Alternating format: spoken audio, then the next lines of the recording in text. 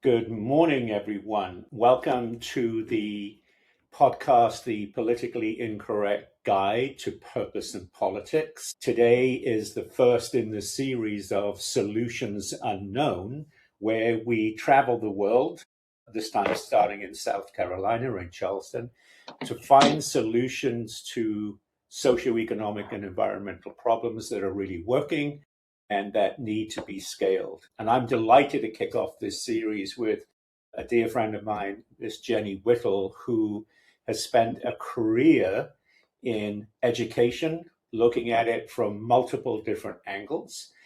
She has identified what she believes, and that many agree, are key concerns and key problems. But unlike many people that spend their times running around to self-referential echo chamber style meetings where they actually just talk about stuff and never do anything. Jenny is a doer, and she has created and implemented multiple solutions for entrepreneurs, for students, for younger students, for college students in the educational space. And so I'm delighted to have her here for the next 45 minutes to an hour to share with us what she's been able to achieve, and hopefully you'll be able to scale some of it in your own communities and school systems. So Jenny, welcome to the show. Thank you. Tell people a little bit about yourself. Okay, great. So first of all, I want to correct a couple things. I actually was in the healthcare field. I worked in the emergency room. I worked in doctor's offices, and I was a medical assistant. And then I was headed to med school. And while working on my degree, I met a physician who said, go into education. You get your summers off with pay, you get a break. And so I said, that sounds much better. After working in the ER a couple Christmases in a row, I decided education was my track. So I came in older, wiser, not green right out of college. So I had some lived experience that I was able to bring to education. So the first thing I did was took a biology test, proved that I was capable of understanding biology and teaching it, and earned my credentials in the state of South Carolina. So the first thing I did was I went to a small school, a Title I school, meaning that 90% of the students get free or reduced lunch. And so I started there, and I was shocked at how great some of the teachers were and how inept others were, how the whole system was broken. And this school district that I worked at, not Charleston County, but this school district sent the worst teachers, or the teachers they were unhappy with, to this school. So it was the lowest performing school in the district, and the teachers that were punished were sent there. Well, I chose to go there because I wanted to make a difference. I wanted to bring about change. And so that started my journey into education. So I was able to see it from a different perspective, I believe, than people just coming in not knowing anything else, thinking, oh, this is how it is, this is how it should be. Where immediately I started to see things that I did not agree with. In fact, we had a special ed teacher who would take the kids to play basketball during the day, and they did it for half of the day. And I was like, you should be the best teacher. And the district superintendent came in, and I said, I'm a taxpayer, and you should have the best teacher in the district here, not the one that's going to watch them play basketball. And so that started me on my journey into education. So I worked there at the private school for 2 years, and I taught middle school. And it started out, the job was 2 grades, 7th and 8th grade. Well, the principal found that my skills were pretty unique. And so they added 6th grade, then they added 5th grade. So all of a sudden I was offered a position to teach 2 grades, and then I was given 4. So being good was punitive on some levels. I loved it though. I loved the kids. And in fact, some 20 years later, I'm still in communication with most of those students that I taught in the 7th and 8th grade, thanks to social media. So then I pivoted to a private school, a school for kids with learning differences, because I really wanted to make a difference. And then now I had the resources. So I had the financial resources, not that I needed them for myself, but then money was no longer an object. So I could take the kids to the zoo, whereas at the private school, there wasn't any funding to go to the zoo. The whole focus was teach them to read, light a fire, teach them to read. So I was tasked with teaching them science and biology and life science, and they had never seen a polar bear, no access to internet, no access to magazines. We all grew up I grew up in my generation, National Geographic and different things we got to see. None of that existed. So how do you explain what a polar bear is when they've never ever seen it? So anyway, so private school taught me a whole different world and looking at it from a different, yet another perspective. So there I realized resources do matter to a degree. So now we have parents who would give their right arm to solve their child's educational needs, and they still struggled. And so we worked on how do we close the gap. And so that sent me on a path working with students with special needs, with resources. And and they were different, but they were not that much different. The reality is the kids were the same. So how could I impact the kids? And so I did that. I was the director of guidance. And then my last year there, the smartest girl in our school's grandma passed away. And I took her around looking at colleges, and 21 families hired me to take their kids and help them find good fit schools, because the guidance program wasn't as strong as it should have been. And I was in charge there, but we didn't have access to resources that the Title I kids did that weren't utilized. And so I pivoted yet again, and I took a class on entrepreneurship. So this was in 2005. I'm dating myself, but in 2005, I took a class about how to become an entrepreneur. But most importantly, it wasn't about that. It was how to teach kids, middle and high school students, to become entrepreneurs, how to start and operate businesses. Well, during this class, I realized, wait a minute, this crosses all socioeconomic fields. It crosses all skill sets. You don't have to be the smartest kid. You don't have to be the wealthiest kid. You can be the poorest kid. You can be any age, any skill set, and learn how to recognize an opportunity. So that was in 2005. So I wrote a program for the city of Charleston. I co-wrote it with my colleague, Carly David, and we wrote a program for the inner city rose kids, the kids that sell roses to the tourists in Charleston. And the kids that were selling roses some of them were robbing tourists. The restaurant owners and the business owners were saying, get rid of them. The homeowners downtown Charleston were saying, we don't want them in our trees, picking the palm trees, cutting them. They're killing our trees.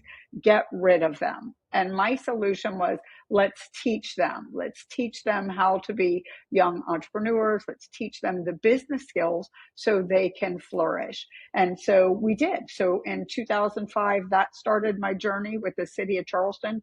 And instead of going in the school system, we went to the parks and recreation programs. And the reason we did was the kids hated their teachers. They hated some of the teachers they loved, but they hated the school system. It's broken. It was punitive. Their parents hated it. So that is generational ties that continue. They're indoctrinated early on to hate the school system and to see it as adversarial. And so we started working on the rec centers. Our very first class, we had about 13 kids come. The next day, we had 28 kids, 6 years old up to 17 years old, coming to our classes. This is after school on their own time, no reason whatsoever for them to go other than to gain knowledge and skills.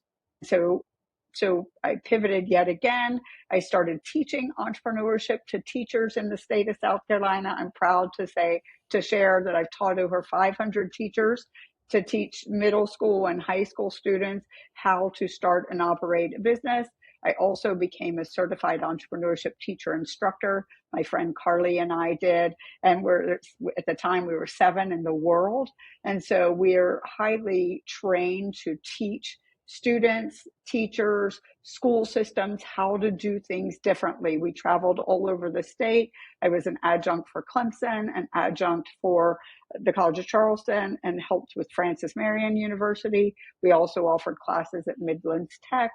So and the city of Charleston won the #1 livability award from the U.S. Conference of Mayors as a result of the program we brought to the parks and recreation. So we knew the system was broken, and we still were trying to figure out how to get in. And we would approach the school district, and they would say, no, this is how we do it. They were adversarial. We were offering free textbooks. What's your goal? What are you trying to get at? And they just viewed it as that we were up to something, and that there was some hidden agenda, which none of us were looking for extra pay or anything. It was just, how do we make a change? And so we taught the kids, and then we taught the teachers. And then I started I took a class at the College of Charleston, your class, Impact Economics, and I was able to connect. So we're teaching the teachers, and the teachers were fabulous across the state. We met top-notch teachers from all career backgrounds. We also made it to where the teachers were certified. They added that marker on their teaching license so they could go leave their job and go somewhere else and teach entrepreneurship. That wasn't our goal necessarily. It was to include it across the curriculum, across disciplines. So we did that. We taught the teachers, and then I took your class, and the teachers would leave at the different schools. So we'd have this fabulous program at a certain high school or a middle school, and then the teacher would retire, or they would go to a different school, and they wouldn't let them do those things. And so the program would fizzle out. So during your class, I started recognizing, hey, what we need to do is be like Airbnb for hotels. How do we go in and disrupt the system? Because I believe it needs to implode. Everybody keeps doing what they're doing, and it doesn't work. And so how do we fix it? So Stuart and I had the opportunity to meet with several key people in education, and their response was, can you teach my kids? Can you teach them to read? If you can't teach them to read, I don't have anything to say to you. Well, I know people that don't know how to read that are very successful business people. They have secretaries. And I'm not saying that's the solution, not to teach them to read. Of course we've got to, but we've got to figure this out. So my solution was, let's write the curriculum to teach the kids and weave it into every subject. And that way, regardless of which teacher is there, the students can learn in their math class, in their English class. And then, so the focus was the United Nations adopted 17 supplemental development goals, supplemental development goals to address by 2030. And this is the 193 countries, members of the United Nations. Just to interrupt, it's the Sustainable Development Goals, but yes. Thank you. There are 17 of them. Perfect. And all 193 nation member states of the UN signed on to get their countries to try and achieve, that's a whole nother conversation we'll get into, yes, the Sustainable Development Goals. So I wove that curriculum into the education standards for English, the standards for reading. And I initially thought 6th grade, okay, we're going to tackle middle and high school, and that's where my heartstrings are, although I've taught 2nd, 3rd, and 4th grade. And so then I was talking to several people, watching, observing, and here in Charleston County, we are seeing kids deciding as young as 3rd and 4th grade, they're done. They are done with school. So now we are in a situation, not all, some are great. Some go on to middle school and high school and or go on to college or go on to successful careers. But here, 3rd and 4th grade, and I've taught classes at the inner city, and those kids smell like marijuana in the 4th grade. I cannot imagine. Their brains are not even developed, and they're introducing that to their bodies. Number one. The other thing is they're capable of having babies in the middle school level. So the only education they've had is 3rd grade or 4th grade, and then it stopped. And now we're producing babies. And so I started teaching at the Al Cannon Detention Center here in Charleston. And so what I discovered there is, we have generational incarceration. People, their mothers, their fathers, their aunts, their uncles, their siblings have all been incarcerated. Most of them will tell you that they stopped in third grade, fourth grade, they stopped going to school. They chose a different path. If they had somebody to help them, if they had somebody teaching them our curriculum, they would have done things differently. They couldn't do the English, they couldn't do the math, but they could earn a dollar. They understood that. And so those street smarts can be capitalized on. They just haven't had access to the resources. So that's what I do. I teach once a week at Alcannon, and I love working with the gentlemen, and we have a zero recidivism rate. And so I'm very proud and honored to get the opportunity. So I've taught second grade through graduate school. I've also worked with inner city youth. I've worked at the collegiate level, and now I'm teaching in the community to incarcerated citizens waiting on sentencing. And I don't know if you know, but in our country, the recidivism rate is 75%, which is just tragic. Well, Jenny, you've done remarkable work across what I would call the entire vertical, starting with kids very, very young and now progressing to adults who've been incarcerated, some of them in and out of prison their entire lives. As you know, I taught at the College of Charleston for 13 years, just for free. I never got paid. And I was mortified at the education system in the United States. I'll never forget when my eldest daughter, I went to school all the way through school in the UK, completely different education system, for better or worse. I think it's better, but that's me, because I was able to compare my experience to my children's experience who went to school in the United States, and there's no comparison. In fact, my daughter was an honors student at, I think it was called the Alfred E. Lerner School of Economics at the University of Delaware. And when she came home and showed me what she was learning, I actually called the school. And my comment was, surely you jest, meaning that this should have been taught at 14 years of age. And you are going to allow my daughter, out of 120 whatever credits she needed to graduate, to have 30 credits in basic economics, and you are going to give her a degree in economics. I was absolutely stunned. And so I took it upon myself, as you did, to dig into education. And I was horrified to see in America that we're trying to teach children what to think instead of how to think. And yet again, because of this palliative care society that we've built, we've institutionalized education. And I think that that's what you've been confronted by with people not wanting change. So when you institutionalize something, people don't want to change. And of course, the people in power, many people on the school boards, and we know there's corruption. We know there's a multi-billion-dollar private industry of creating and selling syllabus to schools. And we know that there's corruption in that. And the fact that certain schools would want to reject your innovate to graduate syllabus, that's the only reason I can think that they would reject it, because it's absolutely incredible. But I also do have sympathy for teachers. Teachers are not supposed to be parents. They're supposed to be teachers. I never needed a teacher to teach my child how to be a good human being, how to be well-mannered, how to care for other people. What I needed them to teach them was physics and chemistry and biology and engineering, things that the teachers were really qualified to do.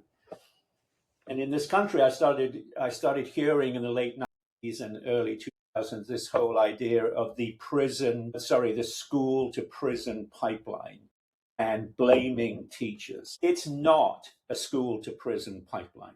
It is a womb to prison pipeline, because the moment some of these children are born, they have zero hope. And we need to call it for what it is. And this whole politically correct, I'm going to tiptoe around this subject. No. For our listeners, I teach at the Alcannon with Jenny. I've been doing it now for almost 5 years. And when you realize how some of these men were raised, and when they look you in the eye, and this is their quote, not mine, so people listening can take it for what it is. When they look you in the eye and say, we would have been better off being raised by a pack of wolves than we were by the single mother that raised us. We know we have a problem. And yet again, we've institutionalized this in a palliative care society. And so I think that you're absolutely right to try and get to these children as young as you possibly can. And a lot of experts will say first to third grade.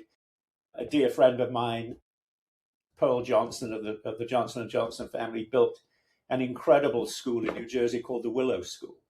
Mm-hmm. And she built it because she felt that she couldn't find a school that would educate her children the way she felt they should be educated. And she deliberately, when she founded it, ended that school in 8th grade because her raison d'etre was to allow them then to go into high schools, local high schools, and take with them the curriculum and the purpose that they learned in schools. And it's been a huge success. And so as we go through the strata of humanity from an age perspective, looking at it from early childhood education, even pre-K, K, first grade and on, getting into college, educating people that have never had access to real education before, like prisoners, educating vets, like I know you do in the evenings at the famous Citadel College here, Vets in Need, educating adults who reside in underserved community segments. What is the common theme, Jenny, that you see across those different cohorts? They have a desire to do better, to be better, to create change, to become performing assets, to become an asset to society, to fix things. Some are paralyzed with fear. They don't know what to do. They don't know how. The inmates, most of their families are done with them. They've seen this. They've heard this mantra before. I'm going to do better. I'm going to be better. We're seeing change. So across the board, it's a desire to be worthy, to find a purpose, to add value, to gain income, to gain access to resources, to no longer be dependent on our system, our society, their mothers, their sisters who's raising single children. Across the board, we're seeing it. The men feel terrible. It's a lot of shame associated with not being successful at this point in their lives. I would agree with that. And my observation has been, and now I have not taught young children, admittedly. The sort of youngest I've got to was high school. I've never been below that in teaching. So I've spent most of my time either high school, college, or really adults. Although at the prison, we teach them some young men that I think are 16 or 17. They come into the class. What I've seen, and truly was an eye-opener for me, is that the people with the lived experiences who face the worst of the socioeconomic and environmental problems in the world actually are the ones that have the best ideas how to fix them. Yes. Now, the skeptics usually say to me, well, Stuart, that's out of necessity. Well, I learned when I was very young that necessity is the mother of all invention. Yes. And so I also learned that these folks are incredibly capable. And so this narrative that we have that the people that tend to reside at the bottom of the socioeconomic pyramid are not capable is a blatant lie. They've just not been able to access the capitals with an S, right? Because intellectual, societal capitals are big ones in that bucket. They've never been able to access them. And when they do, what they produce is nothing short of miraculous. Right. Well, of course, then they have to be able to access the other capitals to allow them to launch their innovation, scale it within their own communities, and then hopefully scale it in similar communities that need that help.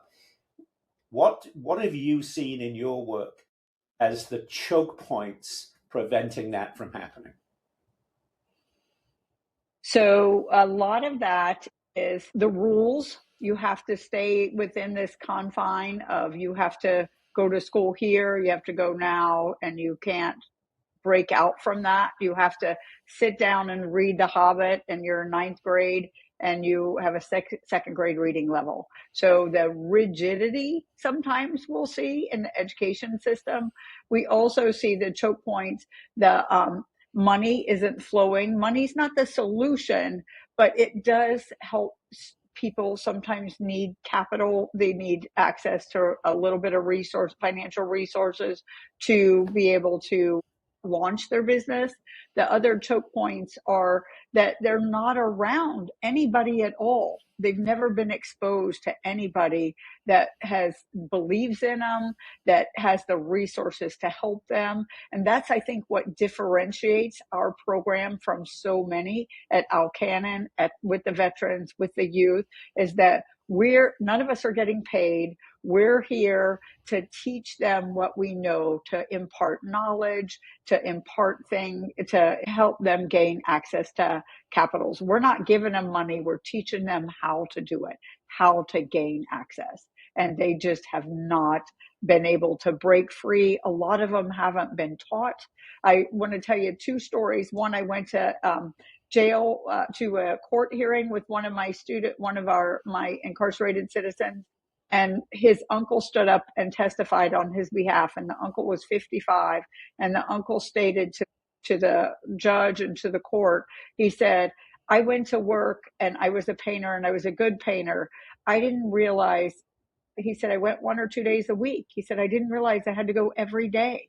Who thought that was an option, that you don't have to work? How is it that that was even in that gentleman's mindset, that he didn't have to work 5 days a week? And so society has created this. Our nonprofits create that. And then the other thing I also want to bring out, I know so many wonderful teachers that are just amazing, but they get burnout because the administration won't listen to them. Their hands are tied. One of my good friends teaches in South Carolina, and she said every time she asked to do something, the principal's response is, can you tie it to the standards? Can you do this? Does it include reading?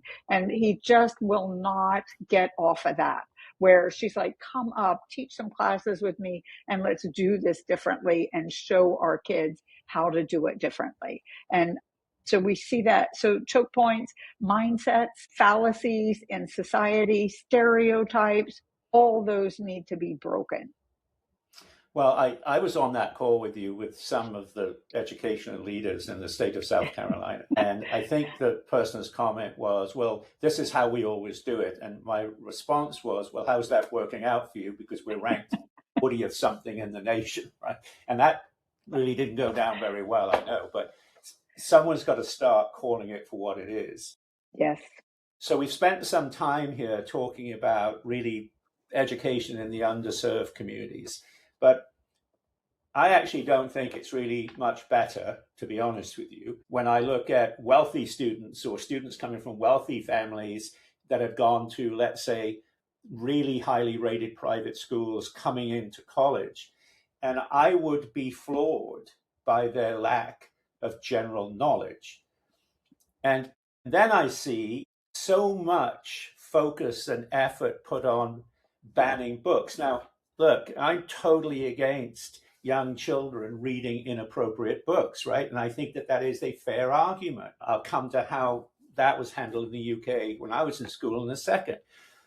But if we had put as much effort and as much time and as much money into actually improving education as we put into the banning the book movement, surely that would be a bigger benefit for our students. Would you agree with that?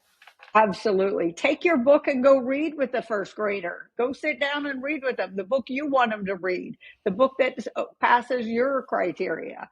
We have so many great programs, reading partners, where they're desperate for people, adults, to come sit and read with kids and practice with them, because their parents, some of them aren't capable, some are busy working, they're trying to keep the lights on, and there's such a need for help. And that is certainly a waste, in my opinion, of time, energy, and effort. Well, there's a frightening statistic that 23% of college freshmen drop out every year. Now let's think about that. That's over 500,000 college freshmen in America drop out every year. And having taught at a college for 13 years, a part of that is, for me at least, is that many of those students that are coming in as freshmen are not prepared.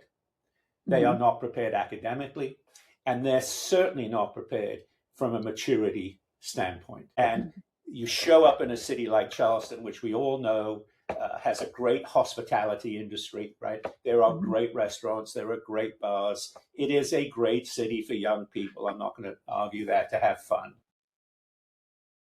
And these young people get dropped in the middle of this, and they frankly burn out. And they burn out very quickly. And it's a real shame. And so what I did with some of my students was we did a research project, and we actually looked at the 4 years of a standard 4-year undergrad degree. And we looked at the cost. And then we said, okay, how many hours a year are the students actually in the classroom? And then we added 2 hours per class for study, and homework. So basically 3 hours per hour in a class. And if you do the math, it's incomprehensibly expensive. In fact, if students went to school from 9 to 5 every day, I'm talking about college, they could get the number of credits they need to graduate in 18 months, not 4 years. And that would save over 50% of the cost of an education for their parents or for themselves if they put themselves through school. It gets worse. Because they only need 30 or 35 or 40 credits, depending on the college that you go to get your major, they could knock that off in 6 months instead of 4 years. And so I believe, and I get yelled at by the educational industry all the time for this, that this 4 years of college is absolute insanity, especially when over 80% of undergrads that graduate never use their degree. I mean, what are we doing here? To me, I'm going to go as far as to say that it's been set up to make people indentured servants to Wall Street through student loans. I mean, that's the only plausible reason I can think of that this country mandates that you have to go to college for 4 years, spend X hundreds of thousands of dollars, graduate with a degree that you're probably never going to use. And in comparison to students coming out of colleges in other countries, again, we can argue the merits of this, whether or not going to college for 2 or 3 years and only study one subject. So when you actually graduate, you are well versed in that subject and you can step into a job day one related to that subject and have an impact, right?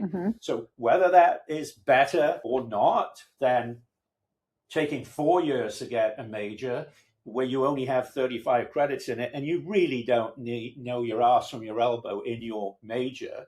And when you show up to a job, you've got to be retrained. Here's the educational industry, the institution of education, clipping people $200,000 for the privilege of doing that.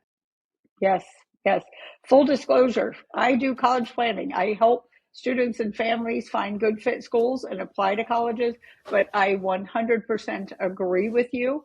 And I'm seeing a trend. Kids are going to Europe. They're going to work. They're not following the mantra, I have to go to college. And quite frankly, a lot of students should not go to college. They don't have the skill set. They don't have the wherewithal. And so I agree with you. I actually had the opportunity to work very closely during COVID with someone, and we took classes for fun. We audited several classes, and there were so many classes that were just an absolute waste of time while we were walking through the 4-year curriculum. And conversely, financially, I have so many business people who didn't get their 4-year degree, and their ceilings, they can't get promoted because their boss believes they have to have that degree, or their leader, their corporate rules are that they have to have the degree.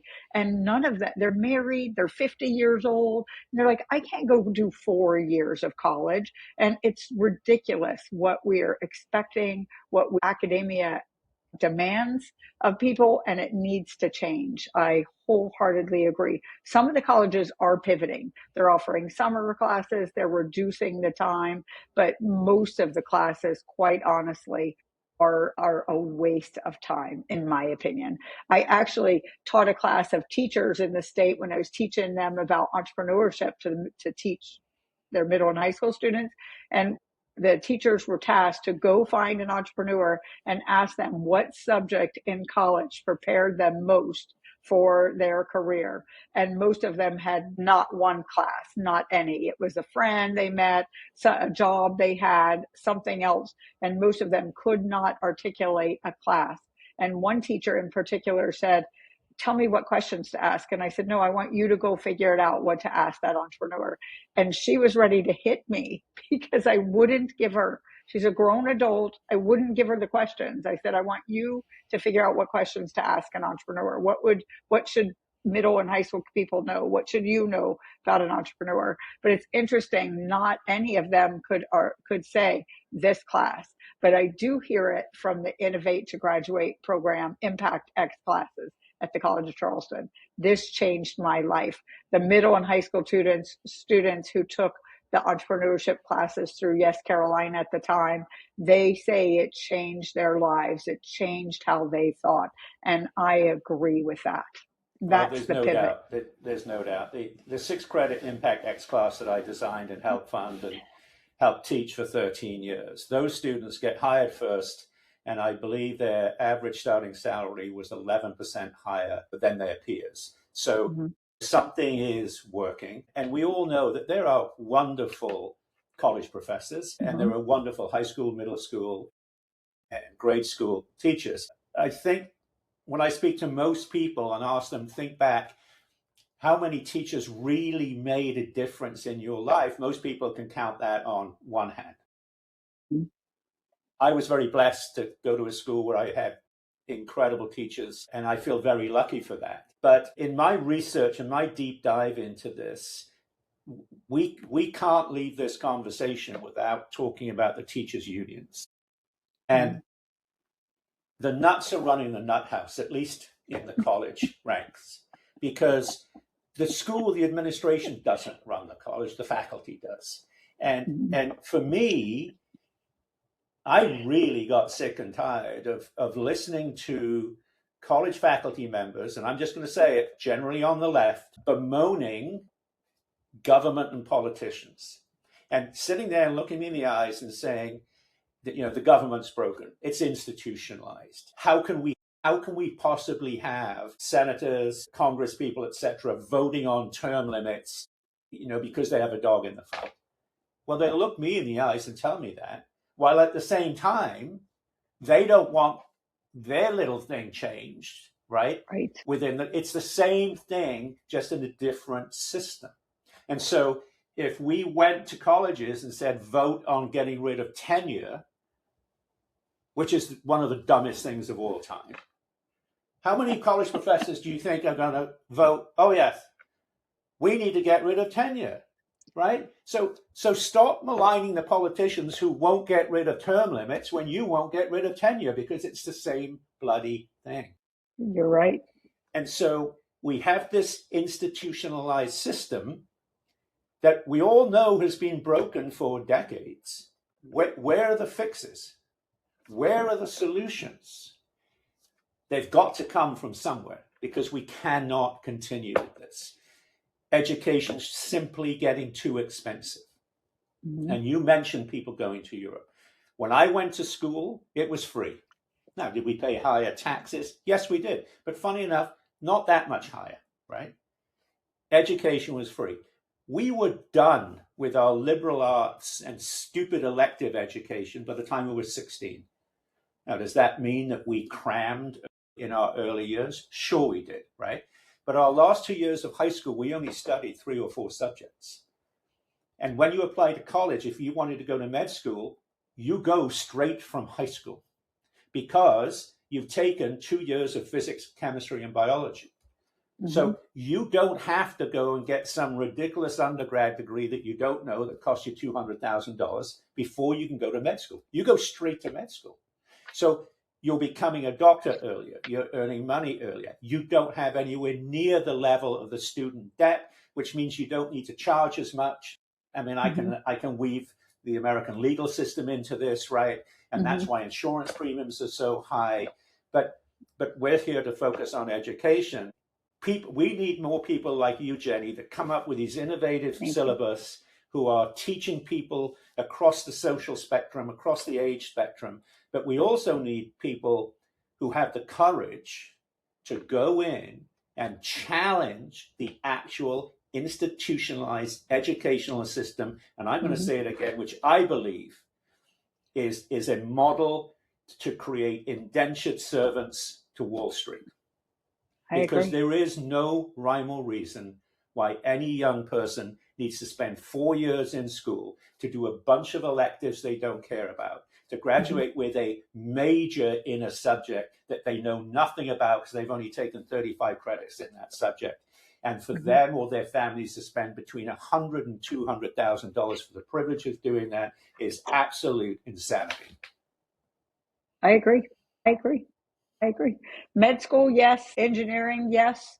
The rest, no. And I have students who are electricians, who are plumbers, who are making more money than some of my students who have graduated with a 4-year degree. Some of my students with 4-year degrees can't get jobs. And so, yes, I agree. The education system is broken. How do people get hold of you, Jenny, if they're interested in your Innovate to Graduate syllabus, which I've seen Jenny teach it.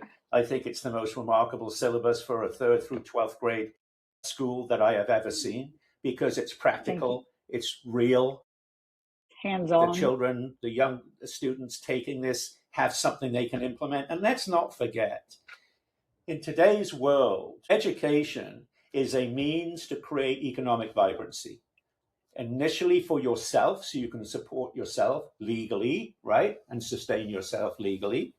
And this is what we're finding out when we teach in the prison. It should then expand. So now you can create enough economic vibrancy to sustain your family and yourself. And let's not forget, we live in a country where really hardworking couples can't afford to have children. And many single mothers can't afford not to have children. How insane is that? But the education is supposed to allow you to create enough economic vibrancy to support your family. And if enough people in a given community create that kind of economic vibrancy, it's supposed to be able to create enough economic vibrancy to stand up and sustain a community. That's what education is for. You know, long gone are the days where people were getting educated in the classics, right? So obviously, this idea of education leading to economic vibrancy for self, for family, for community is broken. Your syllabus, I think, brings us back to an era that actually teaches that. Yes. So how do people get hold of you? And how, if they're interested, can they take this amazing solution, which is unknown to many, right? That's why we're here. Yes. How can people get hold of you, and how can they bring it to their community? They can email me, Jenny, Jenny, Whittle, Whittle, CEO @yahoo.com, or they can call my office line. I don't know it. Cell 843-93475. And one other thing, our students graduate with our Innovate to Graduate curriculum is designed to finish at high school, that we're not feeding the college pipeline. It's to where the students have a high school degree and it means something. They're capable, they're prepared, they've worked with businesses, they've actually done the work. They've done marketing, and not virtual, not simulated, real time, real life stuff. And that's the difference that sets it apart from other programming. Yes, and I think for our listeners, having seen the syllabus and experienced it, it teaches them context about the problems that they or their society faces. They come up with their solutions. They go through everything. It does include the standards of math and English and ELA in the syllabus. But when they get into 11th and 12th grade, if I'm not mistaken, that's their go-to-market. That's when they're Yes. actually launching their innovation, right, in Yes. society. Yes. And so yes. this is truly real world stuff. And I will go as far as to say that I think that your syllabus produces high school graduates that are more prepared to work than many college graduates. Absolutely. Yes. Yes. Yes. That's And the something brilliance else of it. I didn't mention, one of the sustainable development goals is no more hunger. And so what in South Carolina along I-95, we call that the corridor of shame. And so we have great things happening socioeconomically in Greenville and the Charleston area, but up 95 is called the corridor of shame. Economically, educationally, there's a vast wasteland on a lot of levels. And so what if we had every third grader in the state of South Carolina, in this nation, in the world, addressing what causes hunger? What are the solutions? Could we prevent that in the future? We also know if students don't have babies before they're 21 and they graduate from high school, the chances of them becoming homeless is reduced by 70%. Why aren't we teaching kids that? What if we could teach them in third grade? Here's what you need to do to avoid this. Here's what you can do. Can we prevent all of them? No. Number one leading cause of elementary and middle school and high school kids dying is accidents. So what if we teach them that? Getting in a car with somebody, doing these things cause death. How do we stop that? Obesity? There's just so many different directions this curriculum takes the students, age appropriate, all the way through 12th grade, that we can make a difference. Well, Jenny, it's wonderful to have you on. Thank you. As our Solutions Unknown guest, talking about education. It is a solution. Unfortunately, it is pretty much unknown today, but hopefully this podcast and other things that I know you're doing will get more people exposed to what you've done and the brilliance behind it. Thank you. But we do have to take the fight to the educational institution because we cannot continue with the same old, even though the incumbents, that's what they want, right? And it goes back to this whole, well, we have a palliative care society and let's not rock the boat, right? Maybe we actually need to sink the boat. Right. Implode. It needs to implode. Yes. And we certainly have to do something that my grandmother imposed upon me every time I would see her. She would make me promise that I would color outside the lines when I was very young in my art class. Nice. And of course, I'd get an F every time. And my parents would call the school, not to change my grade at all, but to explain to the art teacher why I was coloring outside the lines, because they did not want me being raised in a box. They wanted me to think outside the box. And color outside the lines is the same thing, right? And that's what we need to do with the institution of education. Those of us that care, those of us that want to take this fight up, we need to color outside the lines, because whatever we've been trying to do to fix it so far hasn't worked. And in fact, it's probably getting worse. Absolutely. Absolutely. And I think we have a lot of great college professors, but they're threatened when we have a 10th grader making more than they are. That's pretty threatening. That's uncomfortable. That makes it awkward sometimes. I'm supposed to be teaching you and you're making more money than I am. And so maybe you could teach me something. Maybe I could teach you something. And so that's our goal, is how do we change the mindset that we have been indoctrinated since we were babies to break the cycles. Well, Jenny, keep doing what you're doing.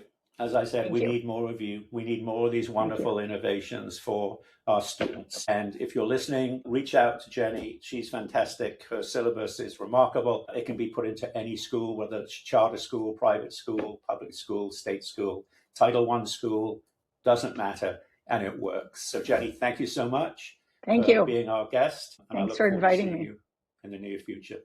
Take care now. Thank you. All right, thanks. Bye. All right, bye.